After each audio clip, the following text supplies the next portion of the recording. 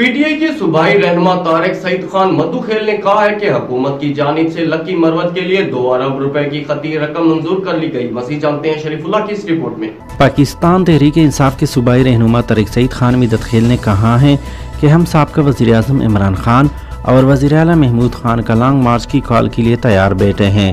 पहले भी कारकुनों ने हुकूमती रुकावटों, तशद्दुद और शीलिंग के बावजूद इस्लामाबाद पहुँच गए। आइंदा भी किसी कुर्बानी देने से गुरेज नहीं करेंगे। उन्होंने कहा कि हाल ही में वज़ीर आला महमूद खान ने लकी मरवत की तामीर और तरक्की के लिए 2 अरब रुपए की खतीर रकम मंजूर कर ली। मुखालिफिन को हमारी मंसूबों पर सियासत चमकाना ज़ेब नहीं देते हैं। वो इंसाफ हाउस मधुखेल में मीडिया के नुमाइंदों से गुफ्तगू कर रहे थे। उन्होंने कहा कि इम्पोर्टेड हुकूमत से निजात दिलाने के लिए पूरी कौम इमरान खान के साथ शाना बशाना खड़ी है। 25 मई को कौम ने जिस अंदाज में इमरान खान का साथ देने की मिसाल कायम की है, जिसकी मिसाल तारीख में नहीं मिलती। उन्होंने कहा कि अवाम और कारकुन इमरान खान और वज़ीर आला महमूद खान की कॉल के इंतज़ार में बैठे हैं। जब वो कॉल करे हम सरों पर काफन बांधकर इस्लामाबाद पहुंचेंगे।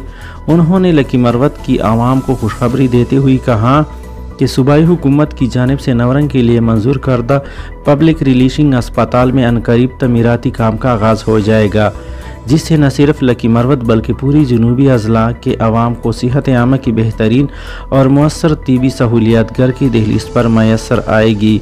कैमरामैन सफ़ीरुल्लाह के साथ शरीफुल्लाह।